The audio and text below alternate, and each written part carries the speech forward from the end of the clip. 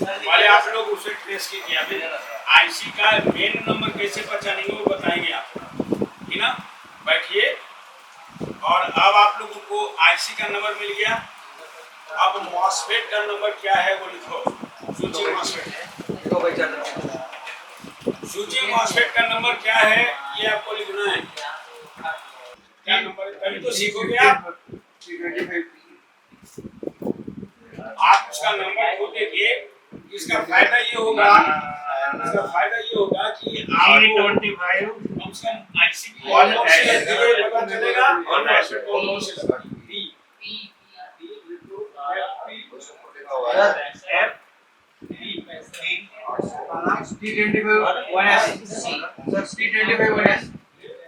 जो भी है लिखिए।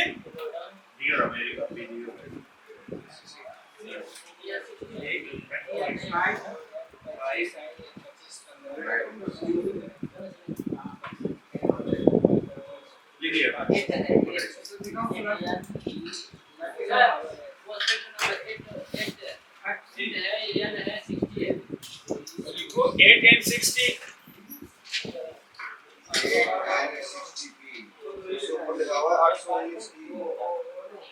ऊपर वाला नंबर लेना है, सिर्फ ऊपर वाला।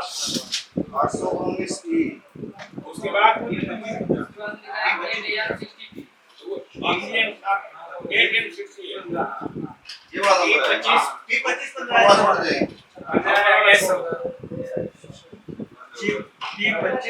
15 प्राइमरी आईसी का क्या नंबर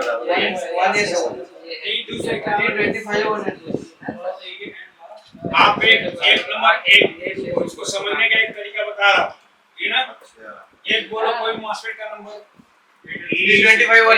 पहले एक मॉसफेट है, तो मॉसफेट के बारे में थोड़ा सा आप लोग जान लीजिए, जिससे आपको कैसे नंबर पढ़ना है, यानी कंपनी में या जहाँ पर से भी खरीदना है उसका नंबर तुम्हें मालूम नहीं कौन सा नंबर है। एक कोई मॉसफेट का नंबर बताओ। एक नहीं, ऊपर क्या लिखा है सबसे ऊपर? एडीएल। हाँ, एडीएल। एक बोलेगा, कोई मिक्स नहीं करना है। एडीएल। एनडीएल। एडीएल। एडीएल। नीचे क्या लिखा है?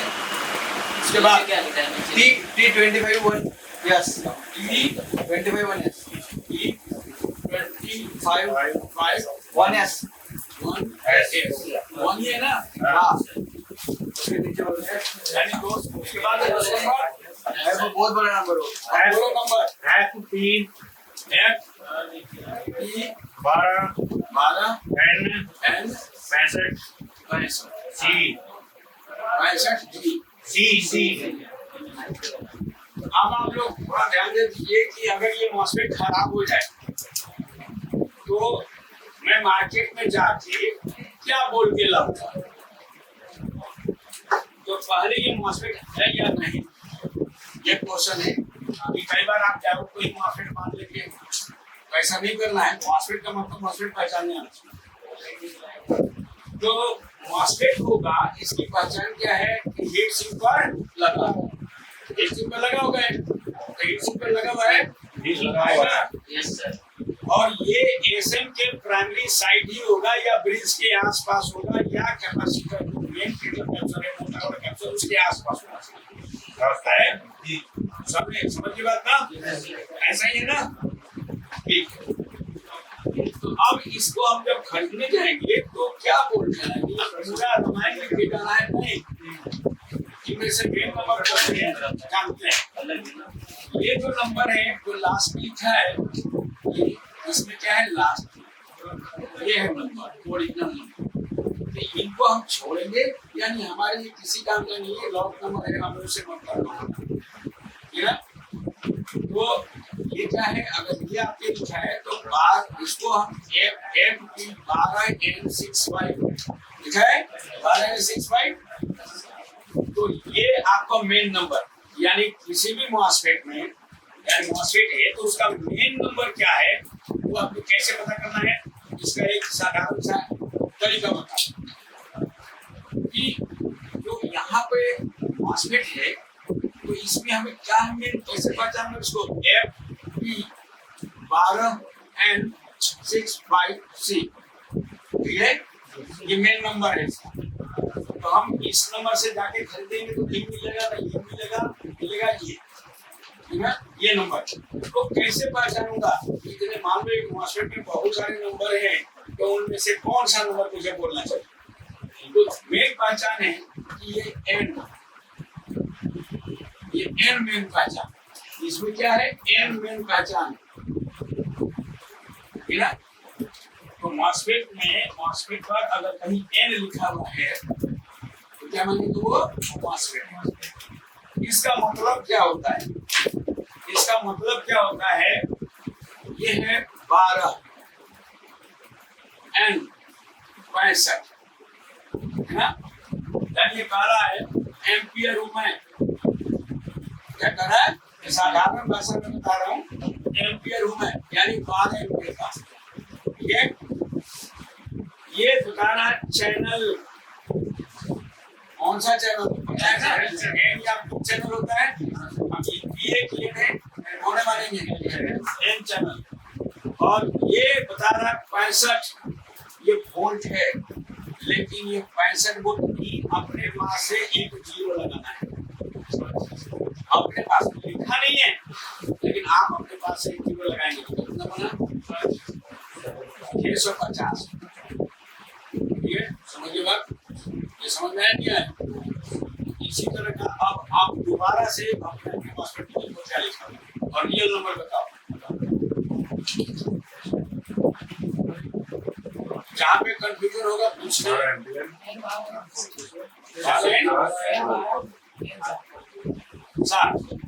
12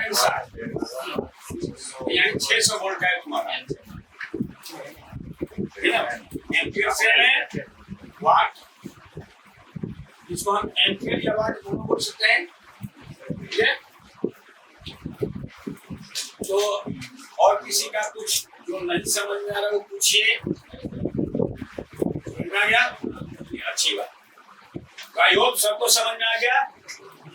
किसी को दिक्कत है नहीं? तो कम से कम मॉस्फेट का नंबर कैसे पता करेंगे, पता चल गया। अब आपको क्या करना है? उसी मॉस्फेट को चेक करना है खराब है या नहीं, मीटर निकालिए और चेक करके बताइए खराब है या नहीं।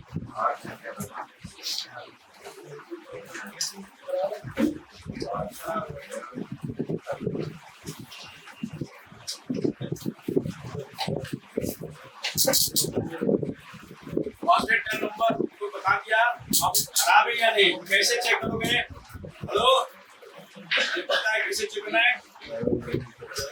Shortcut rule, fast rule, shortcut rule बता रहा हूँ, फास्ट रूल। मॉस्फेट के इन्हीं दो लेगों के बीच अगर 100 से नीचे आया तो उसका काम होना। देखो इन्हीं दो के बीच जल्दी चेक करने का तरीका है, और ये सुनना भी है, लिखना भी है।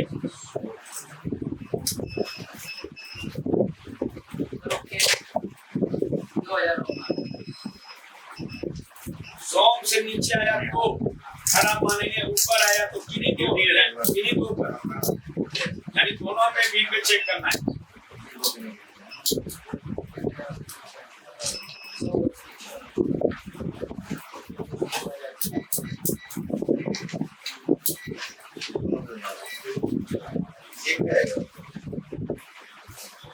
किसी के ऊपर ही आएगा, अभी 100 ओम से ऊपर किसी के ऊपर ही आएगा, सभी के ऊपर आएगा। कोई दो पिन के बीच 100 से आ गया, चाहे वो 3 पिन का होगा, उलट के चाहे किसी से भी चेक करे, अगर किन्हीं दो पिनों के बीच 100 से ऊपर आया तो उसको ओके मानेगा। किसी का मॉस्फेट खराब है क्या? किसी चार्जर में मॉस्फेट खराब है? नहीं है? चलिए ये समझ में आ गया आप लोगों को? अब नेक्स्ट फास्ट रूल चेकिंग।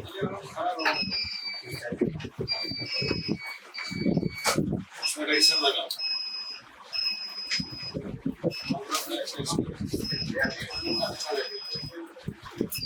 हाँ जी, हो गए भाई?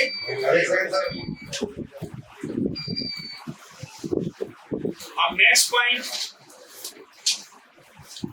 इसमें एक शॉर्टी डायोड होगा या डायोड होगा, या तो डायोड होगा या शॉर्टी डायोड होगा, वो पहचानो। शॉर्टी डायोड एसएम सेकेंडरी के में होगा या जो छोटा वाला कैपेसिटर है उस साइड में होगा।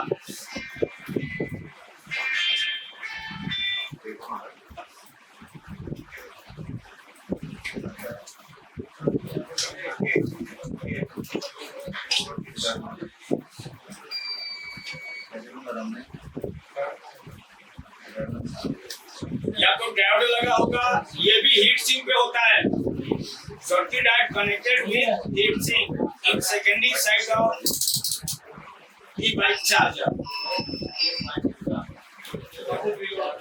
Available near by output capacitor. आपको आउटपुट कैपेसिटर की तरफ देखनी है।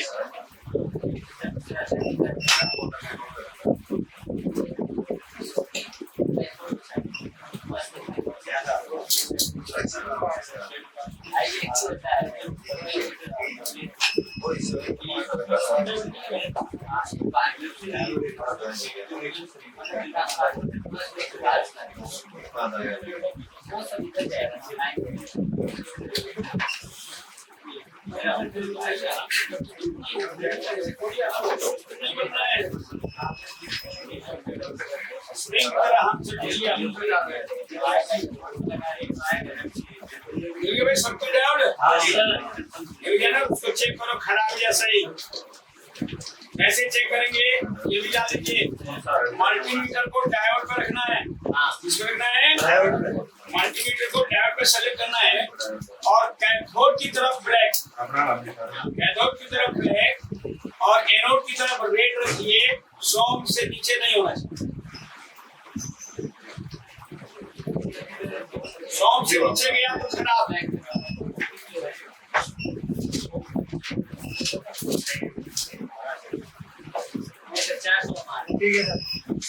नीचे का मतलब खराब, ऊपर ठीक है। इसका मतलब पूछना है नीला है तो भी खराब, आना चाहिए कुछ। यानी 100 से लेके 900। हाँ जी, और हाँ सर बोलो। हो गया ना? हो गया। अरे डायोड हो गया क्लियर? चेकिंग बताओ सर एक बार फिर। चेकिंग क्या? डायोड की चेकिंग। या आपको या तो इस तरह का डायोड होगा ना, नॉर्मल डायोड होगा, या फिर ये हिसिंग पे होगा नान का, या फिर इस तरह का होगा जैसे ये मॉसफेट है, जैसे ये मॉसफेट है इस तरह का होगा।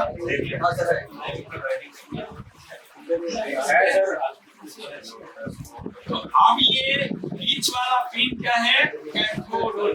ये एनोड, ये एनोड, ये कैथोड, ये एनोड। तो यहाँ पे आपको ब्लैक रखना है, यहाँ रेड रखना है। अगर इसके बीच मिनिमम 100 से लेके 900 आया तो ठीक है। ये उसी तरह से इसलिए भी हम करेंगे कैथोड पे ब्लैक, यहाँ रेड, फिर यहाँ पे रेड। इन दोनों से भी 100 से 900, यहाँ से भी 100 से 900। ये जो करना है, ठीक है भाई? ये आप करिए। और यहाँ तक आ गया? डाउट सही, किसी का खराब नहीं है? मैं चाहता हूँ कि जब आपके पास ये चार्जर दिया हुआ है तो इसमें क्या खराब है ये तो पता चले, जिसे आप खुद सीखेंगे भी इसलिए दिया हुआ है। जहाँ तक ठीक है तो ठीक है, खराब है तो खराब है, वो अलग बात है। देखना है खराबी कहाँ है, कुछ तो खराब है इसमें। तो अब डाउट हो गया मोटी से चीज। आप ब्रिज पे चलिए। ब्रिज में पकड़ो। ब्रिज कहाँ है? के पास है ना? अगर नंबर पढ़ सके तो एक दो नंबर बताइए।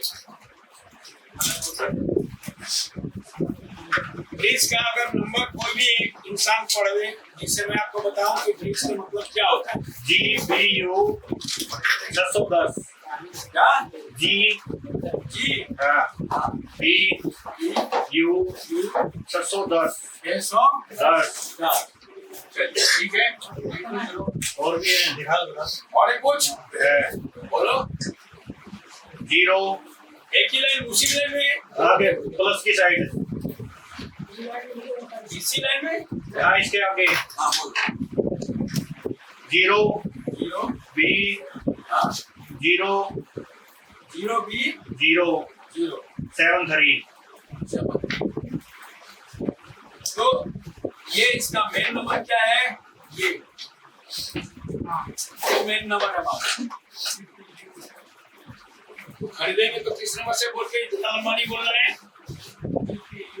तो अंडरलाइन क्या है वो और आप बताओ भाई कोई और बताओ 820 शुरुआती नंबर फर्स्ट नंबर ऊपर में क्या लिखा है 820 E20 XB 100 SB XB एक ही में हाँ XB है सर वो S की जगह XB XB 100 और नीचे भी हाँ REC REC 17N5 17N5 ना तो ये आपको मेन नंबर ये रहा ये कंपनी का नंबर है ये कंपनी है कंपनी ये 17N5 ना यानी 17 एम्पियर का है कितने का है एम्पियर 17 एम्पियर है और 17 एम्पियर का है ये ना और 500 वोल्ट ठीक है ना इस तरह से हम पता करेंगे ये 6 एम्पियर है 1000 वोल्ट ठीक है ये कुछ ऐसा आता है इन सब जानने से क्या फायदा है कि हम मान लो इस नंबर का ब्रिज नहीं मिला तो मैं दूसरे नंबर का भी लगा सकता फायदा ये होगा यानी कि लकी अगर आप यहाँ आए हैं और ढंग से पढ़ना चाहते हैं तो कुछ विशेष चीजें आज हम आपको बता रहे हैं उसे ध्यानपूर्वक आपको सीखना है नंबर को कैसे पढ़ना है अगर वो ना हो तो हमें कौन सा लगाना है देखो आईसी को छोड़ के सारे चीज का जुगाड़ है सारे चीज आप यहाँ पे अच्छी तरह से सीख सकते हैं केवल आईसी को छोड़ लेकिन यहाँ पे आईसी अगर फट भी गई है तो भी उसका नंबर मैं बता सकता हूँ अगर फट गया है टूट गया है उखाड़ दिया गया है तो भी आप वो यहाँ पे आपको नंबर अच्छी तरह से जान सकते हैं कि वो क्या नंबर है वो भी तरीका आपको धीरे धीरे मालूम होगा कि कैसे उसका हम जानते हैं कि ऐसे से आप में से एक दो में फटी हुई है तो फटी हुई है तो मैंने आपको नंबर बता दिया लेकिन उसका भी कुछ टेक्निक होता है तो टेक्निक में हम आपको बताएंगे कि ऐसे टेक्निक से अगर वो ऐसी फट गई है हटा दी गई है तो उसका नंबर क्या है ये भी आपको बताया जाएगा लेकिन पहले मेन चीजों को समझ लें ठीक है क्योंकि आप यहाँ आए हैं पढ़ने के लिए तो थोड़ा सा समय अगर आप हमें ज्यादा देते हैं क्योंकि समय मैं बार बार बोलता हूँ कि समय यहाँ पे टाइम नहीं कि 2 घंटे ही पढ़ना है अगर टॉपिक समाप्त नहीं होगा मैं 2 घंटे भी बैठाऊंगा ये आपको बैठना पड़ेगा मैं आप ही के फायदे के लिए मैं अपने फायदे की एनर्जी क्यों लॉस कर रहा हूँ लॉस इसलिए कर रहा हूँ कि आप सीख के जाए और हमारा नाम रोशन तो भाई 1 घंटा आधा घंटा तो बैठना पड़ सकता है कभी रोज की बात नहीं कभी बैठना पड़ सकता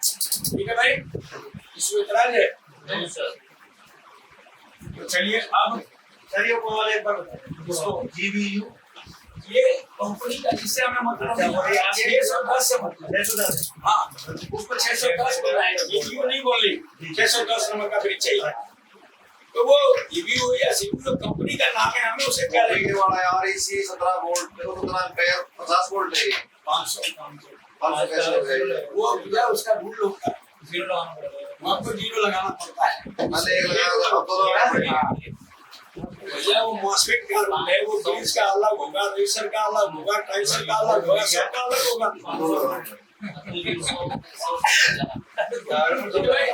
आप 40 हो गया क्लियर है ये पाँच का आगे 2 जीरो लगाओगे क्या 5 का आगे 2 हाँ नेक्स्ट क्या है अब ब्रिज हो गया कैपेसिटर यानी मेन फिटर कैपेसिटर का नंबर क्या है लिखा हुआ 400 वोल्ट 82 माइक्रोफैराड 82 सब लोग अपने अपने में लिखें। भाई ये नहीं देखना है, अपने अपने चार्जर में देखिए कि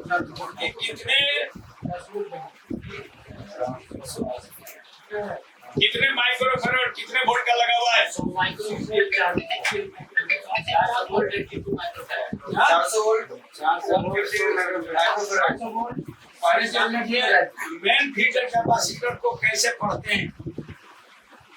एमएफसी जिसे कहते हैं, एमएफसी मेन फीडर कैपेसिटर। ध्यान रहे, ये मार्केट में इसे एमएफसी नहीं बोलेंगे, इसका नाम होगा electrolytic capacitor.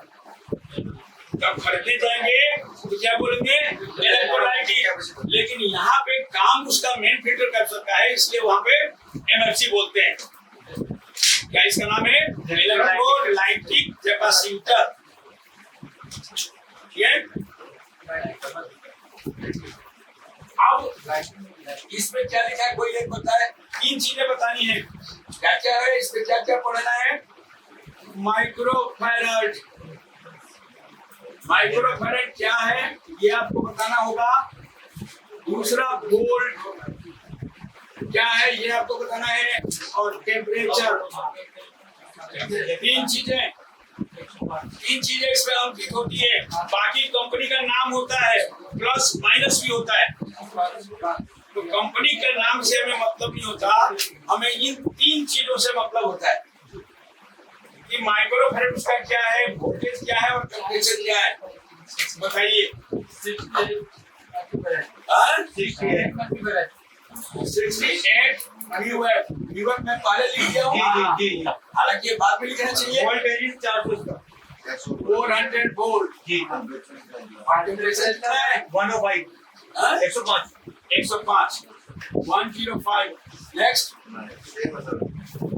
Next 450 volt 450 volt microfarad 82 और टेम्परेचर 105 डिग्री सेल्सियस 105। सब में अलग है किसी में भाई।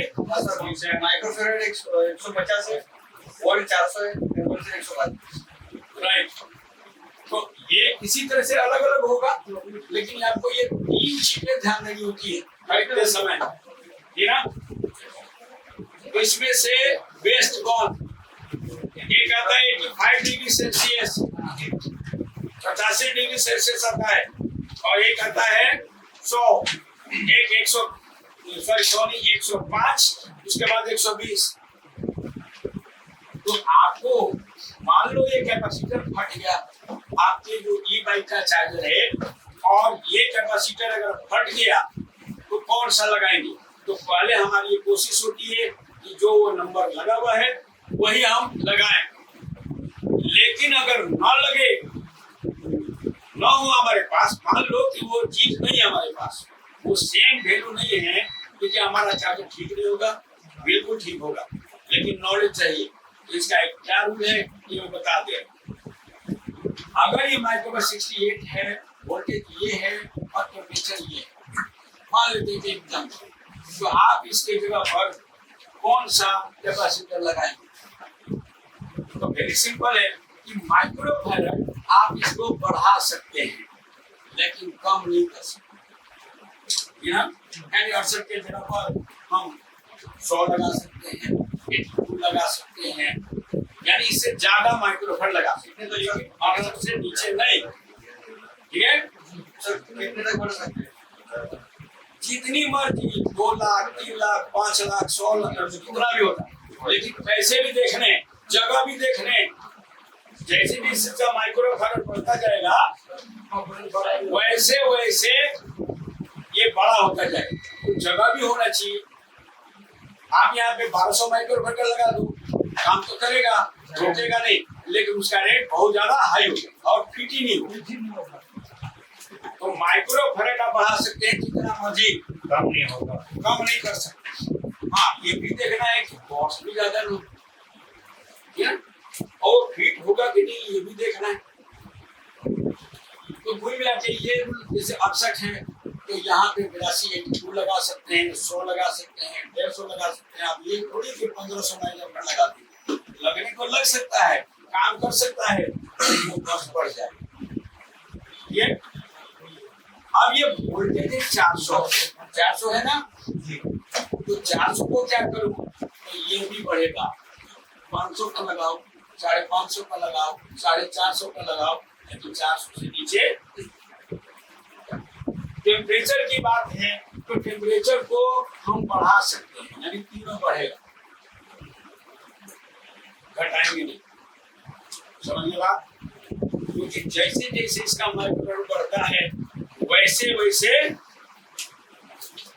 जो है फिल्ट्रेशन अच्छा होता है, ठीक है, समझिए बात।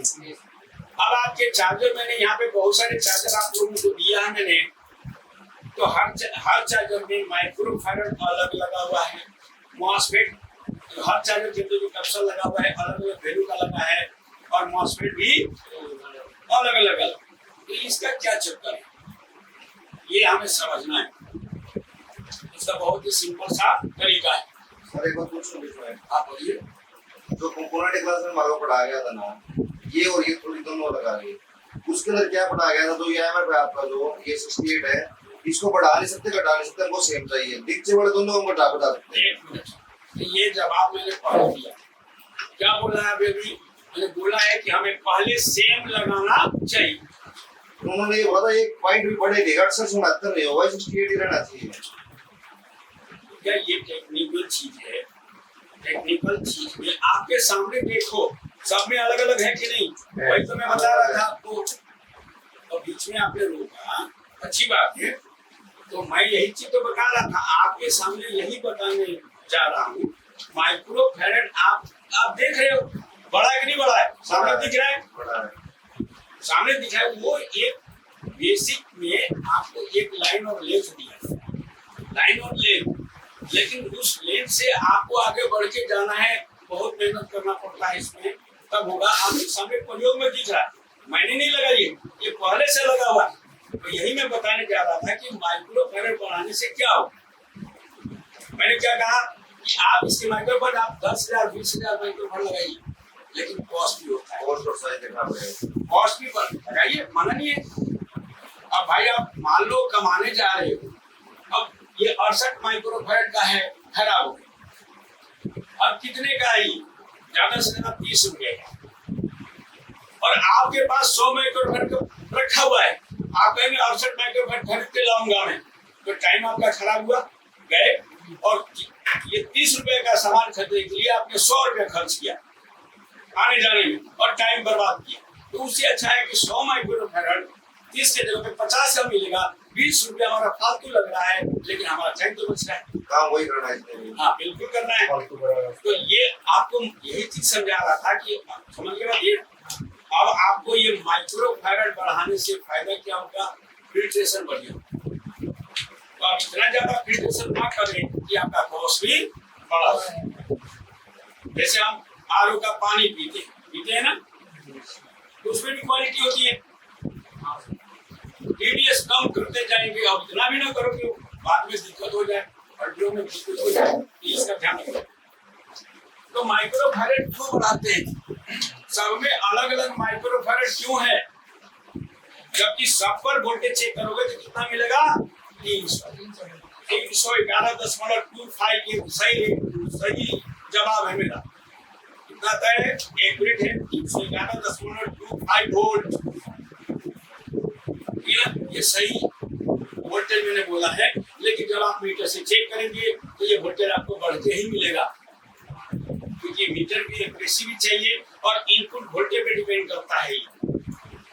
अब सपोज दैट कि माइक्रोफैरड क्यों बढ़ाया, सब में अलग अलग माइक्रोफैरड क्यों है, तो जैसे जैसे इस चार्जर का एम्पियर बढ़ता जाएगा वैसे वैसे इसका माइक्रोफैरड क्या होगा, बढ़ेगा। समझिए बात। कहाँ तक आपका सर बताया था ना कि 20 लाख बताएगा,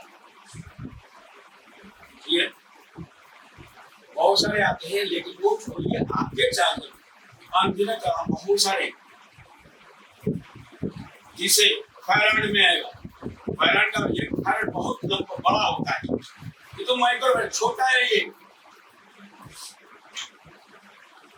तो कहाँ तक आएगा वो मतलब नहीं, हमें ये समझना है कि ये माइक्रो करंट जो बढ़ा हुआ है, इसमें देखिए इसमें ज्यादा माइक्रो, आपके साथी बोले 150 माइक्रो लगा, आप में 100 से ही नीचे है, देखिए सब में 300 ही है, लेकिन अगर उसका वाट या एम्पियर बढ़ाना है तो मुझे एक अक्षर लगाना।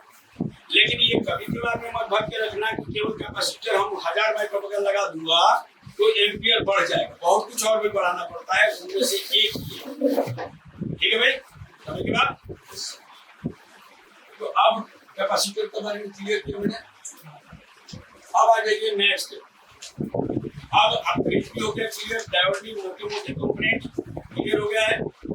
अब इसमें आपको क्या ढूंढना है, एसएम ट्रांसफार्मर की प्राइमरी वाइंडिंग कौन है, एसएम ट्रांसफार्मर की प्राइमरी वाइंडिंग कौन है, ये आपको ढूंढना है। ठीक है, कैसे ढूंढेंगे, तो इसके लिए पहले सूची किधर है ये ढूंढो, सूची किधर है, उसी साइड में जो जितने भी पिने हैं उस साइड को हम प्राइमरी हिस्सा मानेंगे।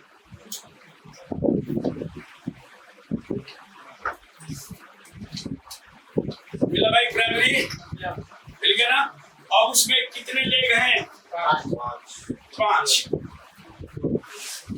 तो 5 लेग हैं, प्राइमरी मिल गया। किधर होगा, सूची मॉसफेट की तरफ जो पिने बनी होगी वो, मान लीजिए पिन कितनी है,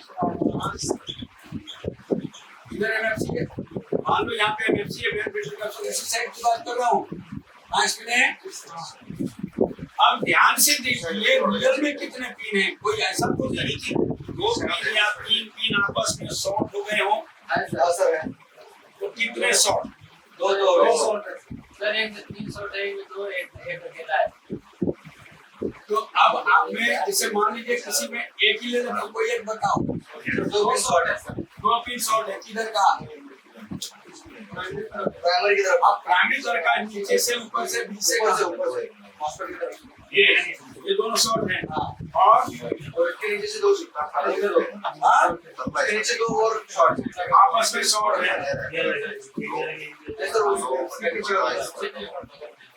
5 ही पिन है अपने, नहीं 2 4 पिन, 4 पिन। ठीक। तो देखिए इसमें जो पिने शॉर्ट है, हाँ जी, पिने जो शॉर्ट है, तो शॉर्ट कितने हैं, 2 3 पिन कैसे शॉर्ट है, जैसे मान लीजिए 2 शॉर्ट है और ये 3 अलग अलग है, तो कितने पिन का हो गया ये, कितने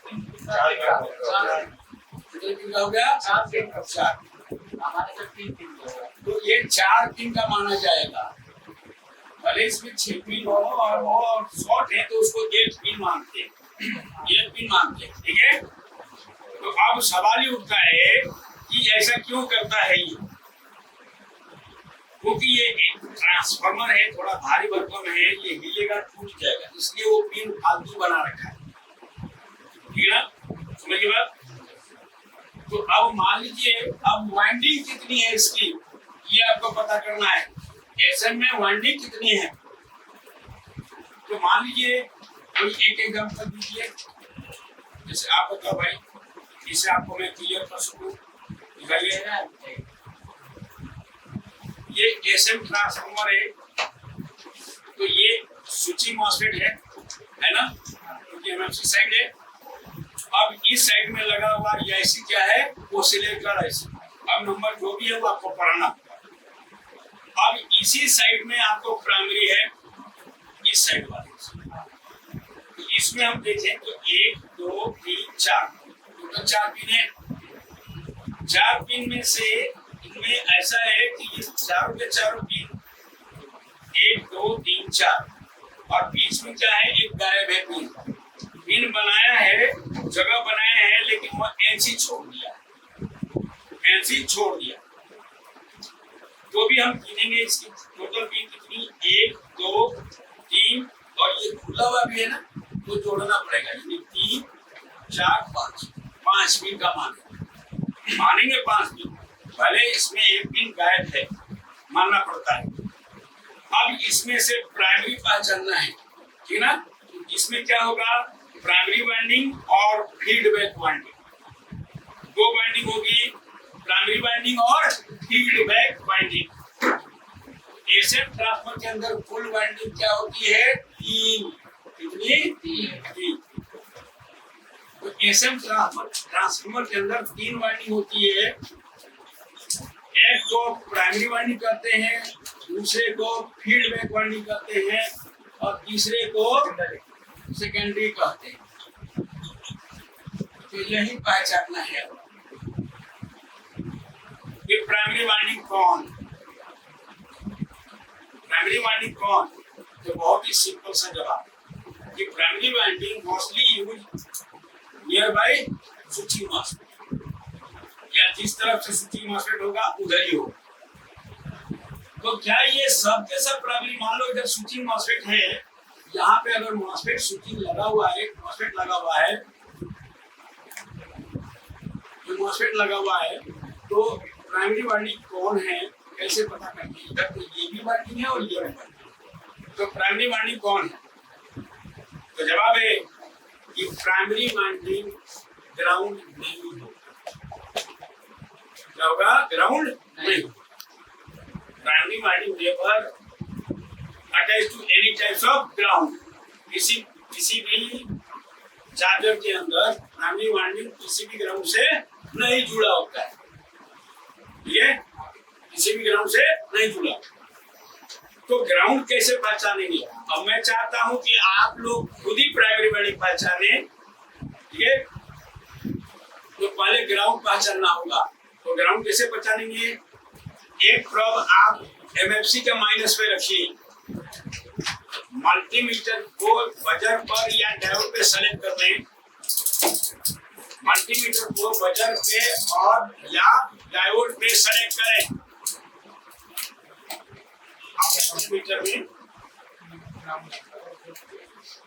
कर लिया भाई, अभी रुक जाओ या उसके बाद अब आपको एक प्रोब जो मेन हीटर कैप्चर है उसके माइनस पे कोई भी प्रोब रख सकते हैं। मान लीजिए आप ब्लैक भी रखिए, ठीक है? अब इस साइड में जितने भी पिन है वो बारी बारी से टच करें। अगर इनमें से कोई भी पिन ग्राउंड हो गया, ग्राउंड मिल गया, तो वो प्राइमरी वाइंडिंग नहीं होगी, ठीक है? तो देखो उस ग्राउंड को छोड़ दो, जो भी आ रहा है वो प्राइमरी वाइंडिंग नहीं है, वो प्राइमरी वाइंडिंग नहीं है। समझ लो बात? सर यहाँ पे 6 पिन है, 2 पिन में भी पा रहा है, हम प्राइमरी वाइंडिंग बोल रहे हैं ना, चाहे वो 2 पिन बताए, 3 पिन बताए, 4 पिन बताए, वो प्राइमरी वाइंडिंग नहीं मानी जाए। जो बजर शो कर गया वो प्राइमरी वाइंडिंग नहीं है। अब जो 2 पिन ऐसे होंगे, कोई भी 2 पिन ऐसे होंगे जो बजर शो नहीं करेगा। हाँ सर, मिला मिला है 2 पिन? मिला है कि नहीं मिला है? ठीक है। तो अगर वो मिला है तो अब जो मान लो कि ये पिन हम टच कर रहे हैं तो ये बजर नहीं शो कर रहा है, पहले सुन लीजिए उसके बाद करिए। तो यहाँ पे मान लीजिए ये भी बजर शो कर रहा है, ये भी बजर शो कर रहा है, इसको छोड़ देना है, ये प्राइमरी वाइंडिंग है ही नहीं। अब जो बचे हुए पिन है उस पर आपको इस पे रखे तो नहीं बोला, तो ये प्राइमरी वाइंडिंग हो सकता है। क्या होगा? ये प्राइमरी वाइंडिंग हो सकता है। अब आप कंफर्म करेंगे कैसे? कि मान लीजिए यहाँ पे ब्लैक रखा है, यहाँ से बजर आ गया, इसमें बजर नहीं आया, इसमें बजर नहीं आया, तो ये प्राइमरी वाइंडिंग हो सकता है। तो अब इसे कंफर्म करने के लिए आप रेड और ब्लैक प्रोब यहाँ रखिए, बजर बजना चाहिए आपस में। बजर बजा या नहीं बजा? जो भी आपको दिक्कत है वो पूछ सकते हैं, ठीक है ना? बजा?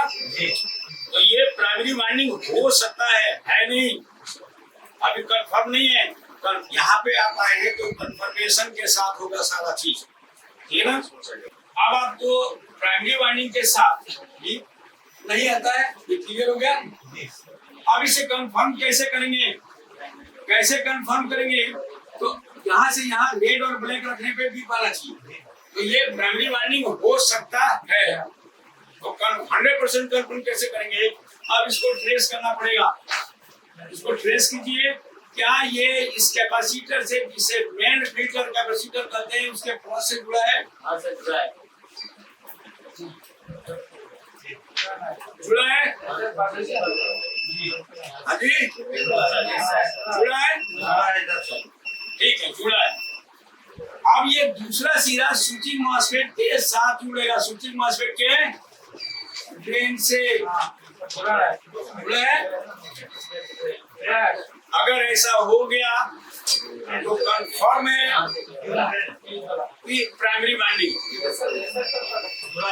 जुड़ा है। इसका मतलब है कि ये प्राइमरी वाइंडिंग अब क्लियर हो गया कि प्राइमरी वाइंडिंग कौन। समझिए बात है ना?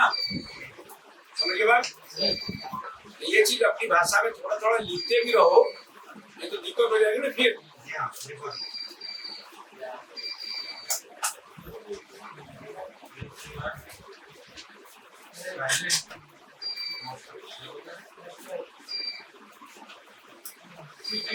लिखते भी रहना है।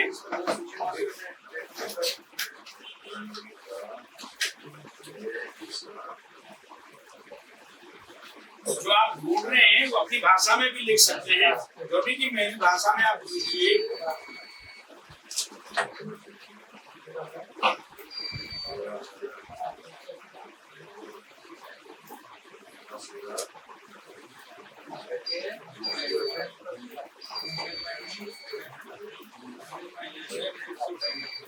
सोर्स नहीं है, ड्रेन ही है। ड्रेन और सोर्स को भी खड़ा दूसरे मॉस्फेट में।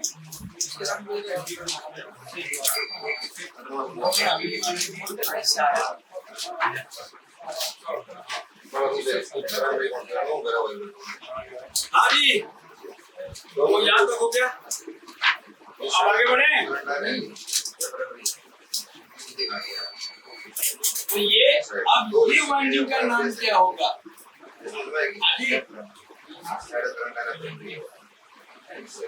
प्राइमरी वाइंडिंग क्लियर है भाई? अब ये वाइंडिंग का नाम क्या है? इसको कहते हैं फीडबैक।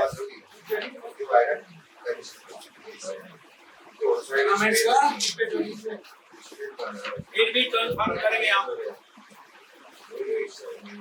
फिर भी कंफर्म करेंगे, ठीक है? ओके भाई, बढ़े आगे। फीडबैक इसको अब यही चीज जो इधर प्राइमरी होता है, तो सुन लो आप, समझा 2 मिनट में जल्दी करो। रात को मिलो नहीं गए इसका लेगी सर ट्रेन में मुश्किल कर रहे हैं प्रयास करते कर रहा है दो हॉस्पिटल में इसमें दोनों को भी ट्रेन हो गया। हाँ तो वो प्राइमरी है, जो ग्रेड पे क्या वो प्राइमरी है, बीच में कैपेसिटर लगा है रोड लगा डाउन हाँ लगे की बाइंडिंग चेक करने को बता दें तो मान लीजिए आप और सोर्स में लगता है दूसरे वाले सोर्स की बात करो, पहले एक क्लियर होने दो, उसके बाद दूसरा भाई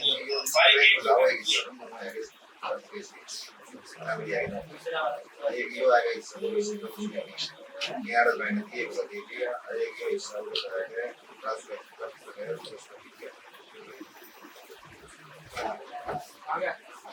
हो गया यहाँ तक। अब अगला पॉइंट फीडबैक का, यानी जिधर प्राइमरी होगा उधर ही क्या होगा? ये एक नियम है कि जिधर प्राइमरी होता है उसी साइड होता है फीडबैक। तो फीडबैक वाइंडिंग कौन सा है ये हम कैसे बताएं? तो इसके लिए आपको एमएफसी का माइनस का टर्मिनल करना होगा और फिर इसे टच करना होगा बारी बारी। जो बजर बजा रहा है वो फीडबैक वाइंडिंग है, जो बजर बजा रहा है वो क्या है? Feedback winding. तो मान लीजिए कि यहाँ पे ब्लैक रखा मैंने और यहाँ रेड रखा तो बजर आया, और इस पे भी रखोगे तो बजर आएगा। हो सकता है एक दो और भी बजर आए, तो उसको हम फीडबैक मानेंगे। क्या मानेंगे? फीडबैक। लेकिन कंफर्म भी करना होगा आपको कंफर्म इस लाइव क्लास में आपको कंफर्म करने का तरीका मैं बता रहा हूँ। तो इसमें आपको कंफर्म करने के लिए क्या करना होगा कि एक से तो बज रहा है, इसका दूसरा सिरा पकड़ना है और इसके साथ एक डायोड लगना चाहिए, डायोड का एनोड, और उसके आगे एक कैपेसिटर। अगर कैपेसिटर लग करके ग्राउंड हो गया है तो ये फीडबैक होता है, यानी फीडबैक करते हैं। अब ये फीडबैक डायोड हो जाएगा, इसका नाम क्या हो जाएगा? Feedback diode. जुड़िए इससे जल्दी से।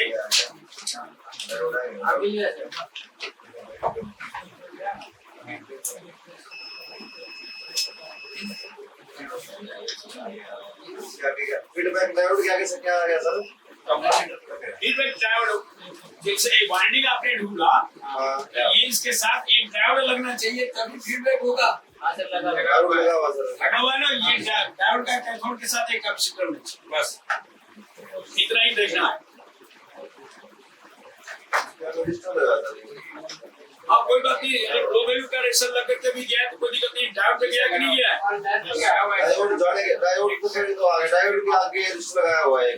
लेकिन डायोड तक ही अभी बात कर रहा हूँ, आगे नहीं जाना, आगे बिल्कुल जाना है यहीं तक। डायोड लगा हुआ है। बस हो गया यहाँ तक फीडबैक की पहचान। हम वाइंडिंग की पहचान कर रहे हैं, पूरे सर्किट की नहीं। केवल वाइंडिंग की बात हो रही है, आगे की बात हम आगे करेंगे, लेकिन फिलहाल स्टेप बाय स्टेप सीखना चाहिए, एक साथ सारा नहीं। एक साथ अगर आप समझेंगे तो दिक्कत हो जाएगी, टुकड़ों में सीखिए। तो अब क्या होगा, इसका अपोजिट क्या है? सेकेंडरी। इसका अपोजिट क्या होगा? सेकेंडरी हिस्सा में सेकेंडरी है। अब सेकेंडरी में आपको ये पता करना है कि सेकेंडरी में कितने तरह का आउटपुट हो रहा है। तो सेकेंडरी मिला कि नहीं मिला? मिल गया है। अब सेकेंडरी अपोजिट में है, तो अब इसके सेकेंडरी में आपको डायोड की संख्या गिननी है, कितनी है? 1 है, 2 है, 3 है, कितनी है सेकेंडरी साइड में? सर एक सबकी लगा हुआ है, एक में सिंगल डायोड है। कोई बात नहीं, तो डायोड दो ही मानेंगे ना, दो ही मानेंगे। देखिए किसमें क्या लगा हुआ है? एक डायोड लगा है, 2 डायोड लगा है, 3 डायोड लगा है, 3 है सर। 1 लगा हुआ है। मेरे इसमें 3 है। आप में 3 है। चलिए, तो जिसमें जिसमें 3 है वो क्या करेगा? 3 वाले के लिए मैं बोल रहा हूँ, जिसका 3 है तो आपको ध्यान से देखिए कि कहीं ऐसा तो नहीं है कि ये 3 डायोड इसमें लगा है, ये दोनों का कैथोड और दोनों का एनोड आपस में जुड़ा। ये देखिए जिसका 3 है उसकी बात कर रहा हूं।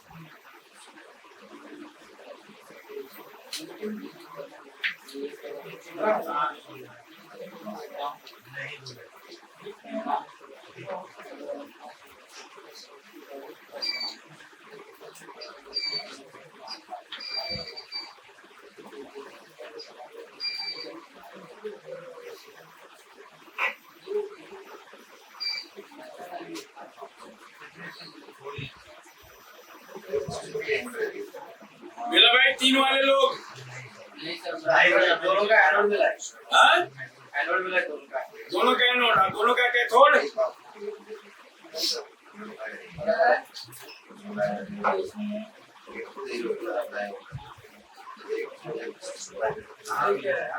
अब यहाँ पे आप लोग सुन लीजिए थोड़ा सा,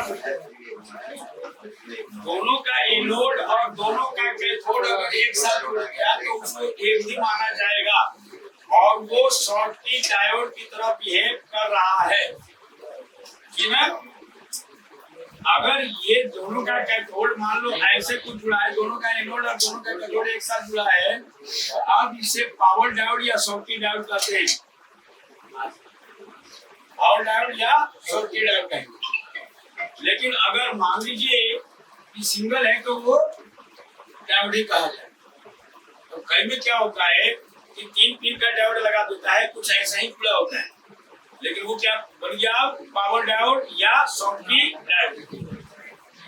ये अब यहाँ पर अगर कोई एक और होगा क्योंकि आपके चार्जर में जो ई बाइक का चार्जर होता है उसमें कम से कम 2 डायोड तो होते ही होते हैं, एक तो हो नहीं सकता, कम से कम 2 होंगे, ठीक है ना।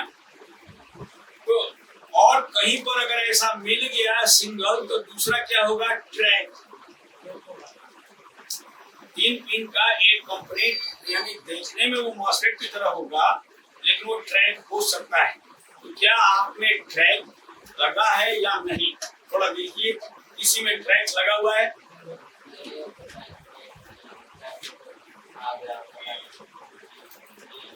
किसी में ट्रैक भी हो सकता है। ट्रैक तो देखा था मैंने किसी को। बता दो कैसे लग रहा है।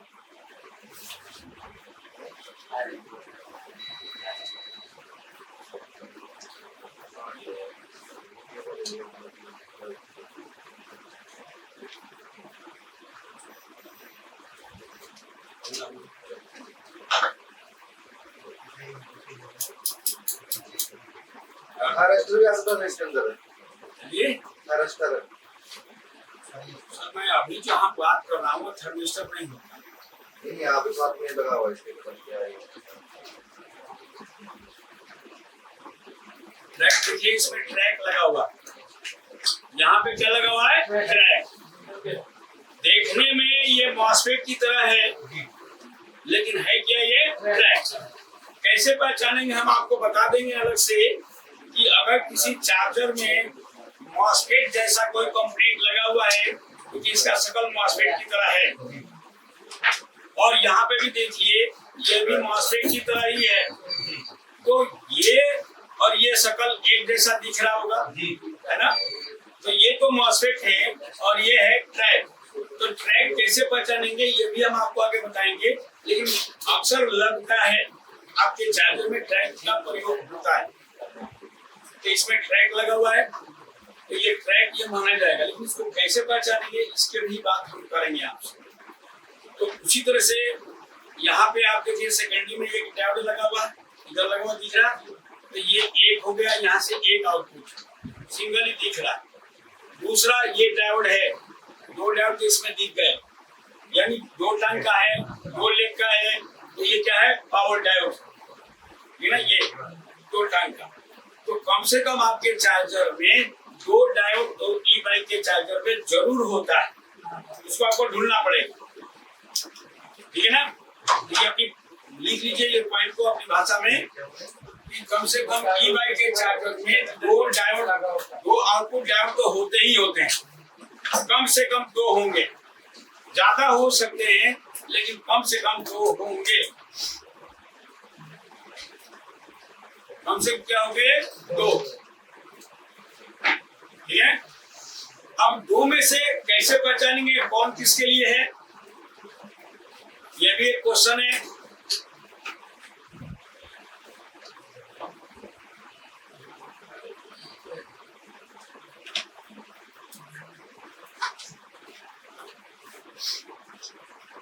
तो 2 में से इसको क्या कहते हैं ये मैं अब आपको बताऊंगा, फटाफट लिखिए। ये जो आपने पढ़ा है यहाँ तक समझ में आ रहा नहीं आ रहा? जी सर। अच्छा बोलिए।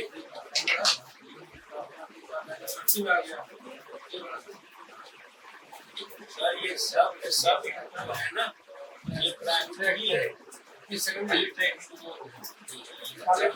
सेकेंडरी है, तो ये नाउ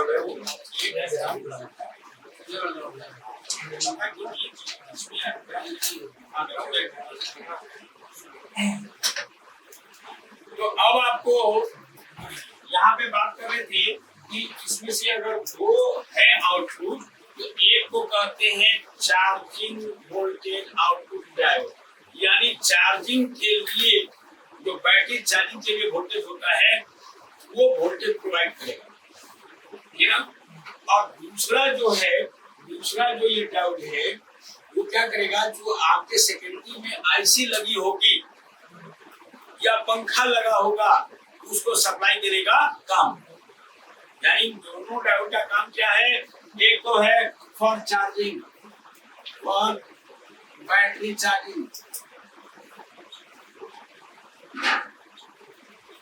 और दूसरा ये जो होगा यहाँ भी कैपेसिटर होता है, तो ये आपको क्या होगा फॉर कंट्रोलर आईसी यानी सेकेंडरी साइड में जो आईसी लगी है उसको हम कंट्रोलर बोल सकते हैं, ठीक है ना। भले वो कंपैरेटर लगा है लेकिन वो कंट्रोलर कहलाएगा। और ये कंट्रोलर आईसी के लिए एंड फैन, अगर कोई रिले लगा है तो रिले के लिए होगा।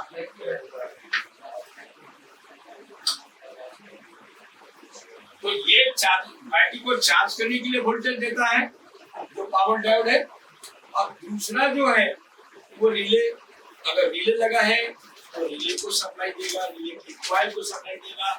पंखा लगा है तो पंखे की सप्लाई देने का काम करता है, या फिर कंट्रोलर आईसी को जाएगी। लेकिन कंट्रोलर आईसी जो भी है वो 5 वोल्ट या 3.3 वोल्ट पे चलता है। तो ये सीधा का सीधा जो है कंट्रोलर आईसी को 12 वोल्ट नहीं जाएगा। अगर कोई कंट्रोलर आईसी है तो इसमें क्या करेगा कि 7805 लगा देगा, 78L05 या 111733 का नंबर का आईसी लगा करके वोल्टेज देगा। यानी कंट्रोलर आईसी को, माइक्रो कंट्रोलर आईसी को, एमसीयू को जो वोल्टेज दी जाएगी वो 3.3 वोल्ट या 5, इससे ज्यादा नहीं दी जा सकती। लेकिन पंखे को हम 12 वोल्ट दे सकते हैं, कंपैरेटर आईसी को हम 12 वोल्ट दे सकते हैं, ठीक है भाई। ये अपनी भाषा में नोट कर लीजिए। तो एक तो बैटरी चार्जिंग की होगी और एक से हमें 12 वोल्ट मिलेगा,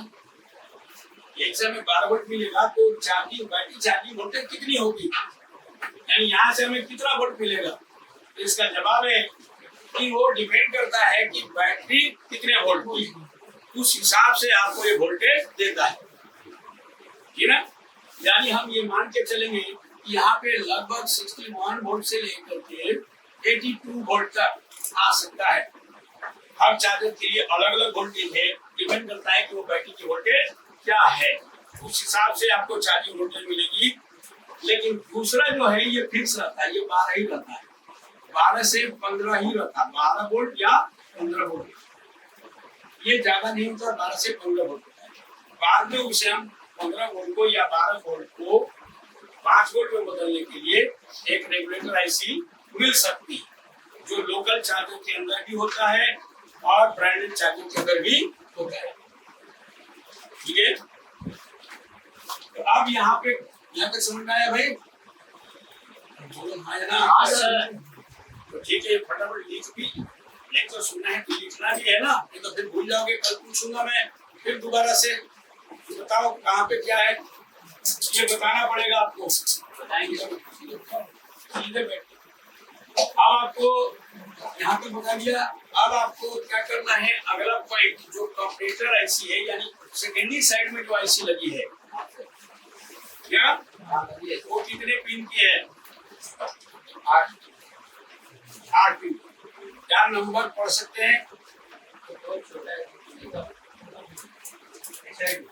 जी बोलिए, पढ़ लो।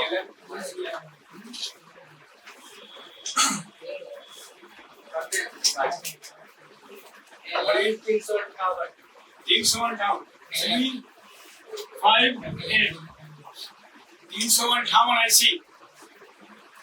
तो 358 आईसी को क्या कहते हैं हम? कंपैरेटर। क्या नाम है इसका? Comparator IC. इसको क्या कहेंगे हम? Comparator IC. ये का नाम क्या होगा? Comparator IC. तो कंपैरेटर के द्वारा आपको एक तरह से यहाँ पे उसका ओरिजिनल नाम है कंपैरेटर, LM358 को कंपैरेटर कहते हैं।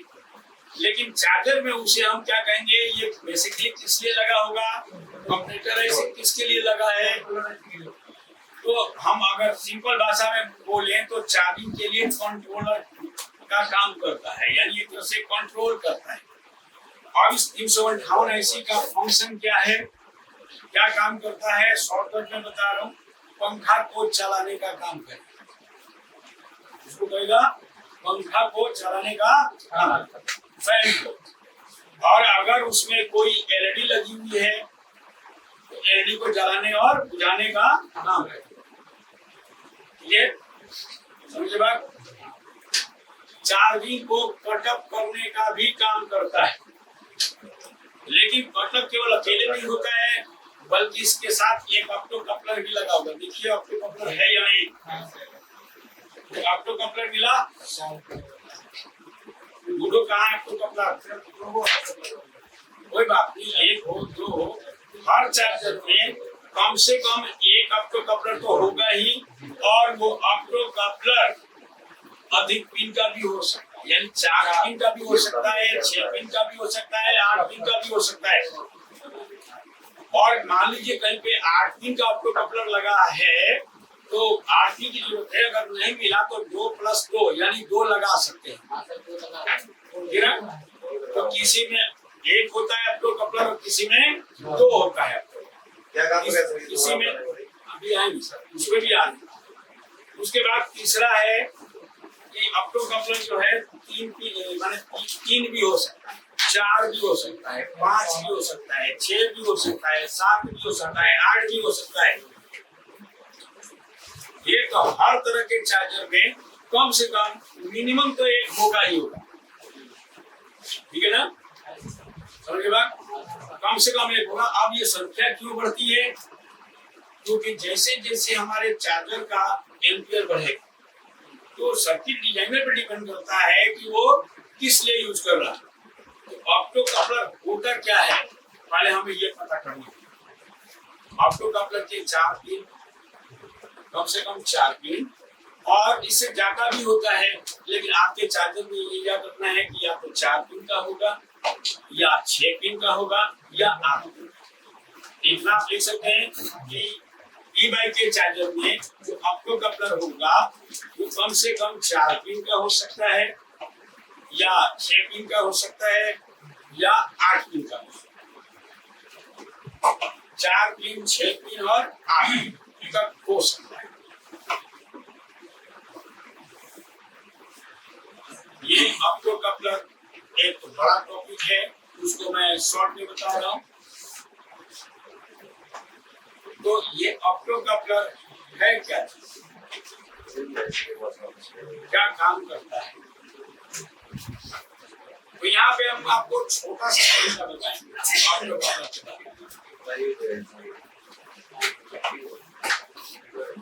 मिल गया ऑप्टो कपलर? तो इसका आपने काम पूछा कि क्या काम, तो मैं छोटे में बता रहा हूँ, इसका काम है बहुत बड़ा। ऑप्टो कपलर जो है उसका मुख्य काम एज ए सेंसिंग, यानी सेंसिंग का काम, एज ए सेंसर का काम है ना। किसी चीज को अगर हमें सेंस कराना है तो ऑप्टो कपलर का प्रयोग हम कर सकते हैं, ठीक है। दूसरा एज ए स्विच, अगर मैं स्विच की तरह चाहता हूं कि मैं स्विच की तरह काम करूं तो उसे काम कराया जा सकता है। मैं बार बार बोलता हूं कि इलेक्ट्रॉनिक्स में everything possible here in electronics.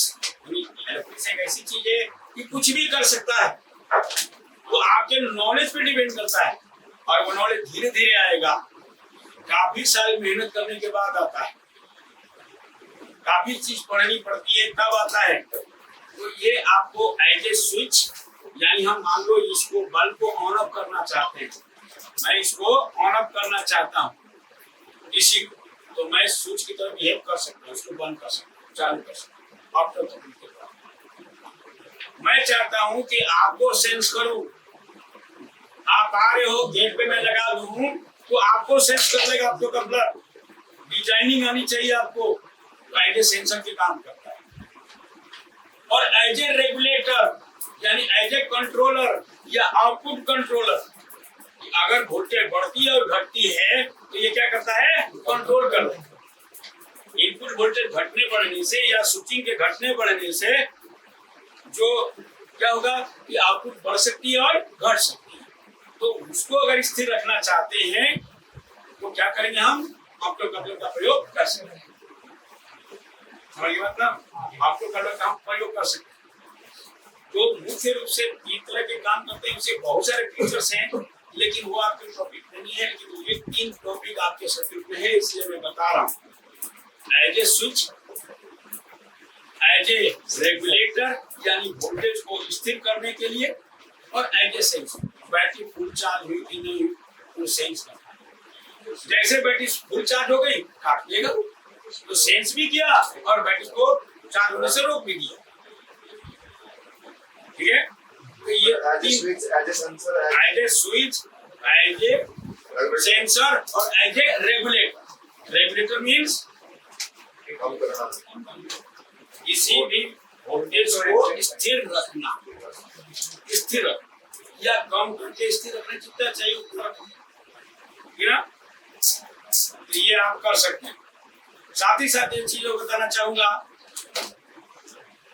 कि अगर एक क्वेश्चन ये होता है, बहुत सारे बच्चे हमसे पूछते हैं कि मान लीजिए ये 60 वोल्ट का चार्जर है, मैं 80 वोल्ट का बनाना चाहता हूँ, तो क्या बनेगा? जवाब होगा हाँ, बन जाएगा। ये भले इसका 60 वोल्ट आउटपुट है, आप इसे 80 ले सकते हैं, और 80 वोल्ट के जगह पर आप 40 ले सकते हैं, और 80 वोल्ट के जगह पे आप 12 ले सकते हैं। आउटपुट दिमाग होनी चाहिए, और दिमाग में क्या करना होगा? ऑप्टोकपलर के साथ छेड़छाड़, ऑप्टोकपलर में बदलाव करेंगे और हमें आउटपुट मिलेगी चेंज।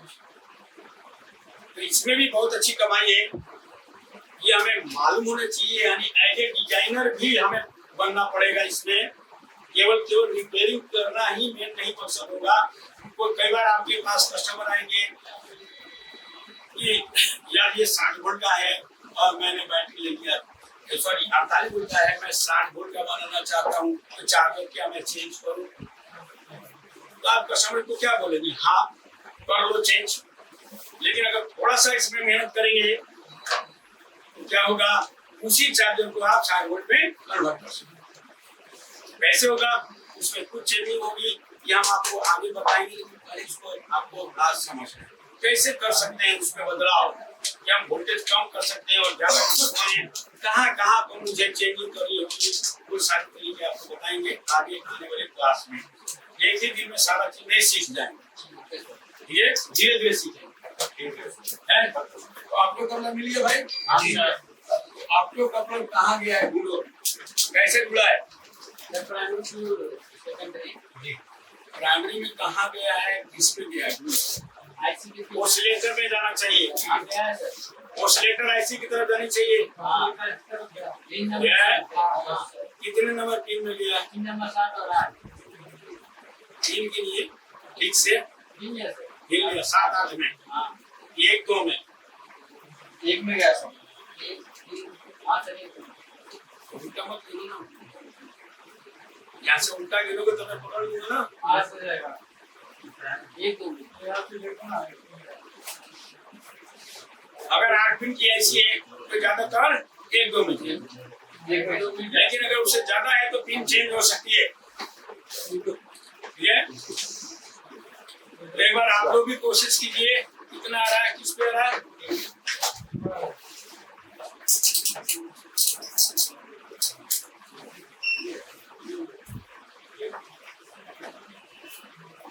मिल गया भाई? 1 2 में गया है, किस में गया है?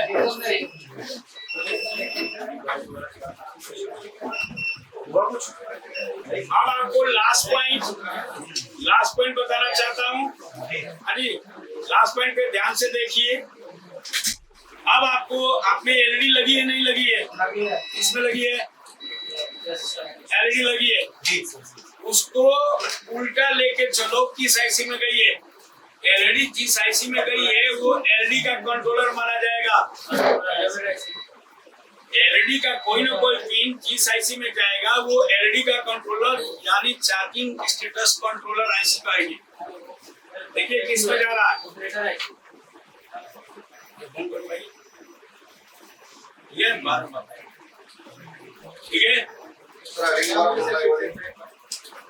हाउ टू डिसाइड, यानी आपको ये क्वेश्चन ये है कि मान लीजिए जो आईसी आप ढूंढ रहे हैं, मान लो किसी ने पूछा कि भाई ये एलईडी नहीं चल रही, मान लो कोई ऐसा फॉल्ट आएगा कि चार्जिंग में सब कुछ हो रहा है लेकिन एलईडी नहीं चल रही, तो एलईडी को चलाने के लिए मैं किस आईसी को जिम्मेवार मानूं, कौन सा आईसी है जो एलईडी को चलाती है, ये क्वेश्चन है। तो उसके लिए क्या करना होगा, एलईडी पकड़ना होगा, एलईडी, और एलईडी का एक ट्रैक आईसी में डायरेक्ट तो नहीं जाएगा, कुछ न कुछ कंपोनेंट के द्वारा जाएगा, जिस आईसी में जाएगा वो एलईडी का कंट्रोलर माना जाएगा। इसमें नहीं लगता है। हाँ भाई, एलईडी को 5 मिनट थोड़ी देर से काम तो करेंगे ना। एलईडी का जो एलईडी का कोई ना कोई एक लेग आईसी के जिस पिन में जाएगा उसे एलईडी कंट्रोलर आईसी कहेंगे या चार्जिंग स्टेटस कंट्रोलर आईसी कहेंगे।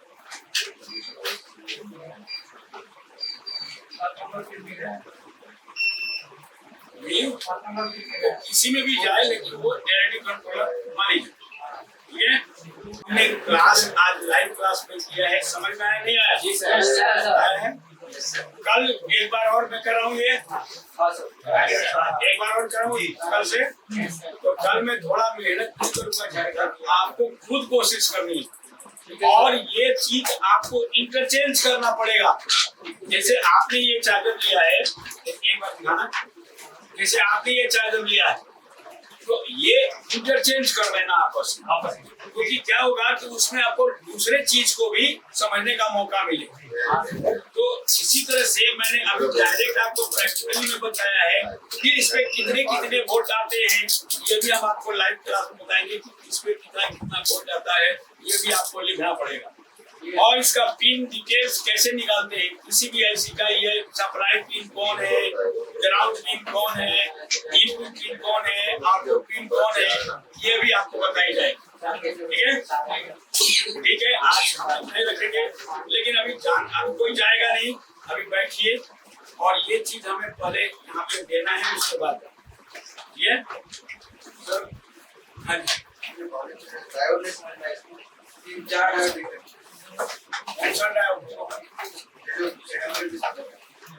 सेकेंडरी में डायोड नहीं है। हाँ, मैंने क्या बोला कि अगर एक डायोड है तो एक तरह का आउटपुट, 4 डायोड है तो 4 तरह का आउटपुट मिलेंगे, 5 डायोड है तो 5 तरह के आउटपुट मिलेंगे, लेकिन कितने मिलेंगे हम आपको आगे बताएंगे कि इस पे कितना होना चाहिए। ये तो मैंने पहले बोला, तो ये आप लोग चालू के साथ। अच्छा, इसको उसका ढक्कन था ना, उसको ढक्कन लगाओ।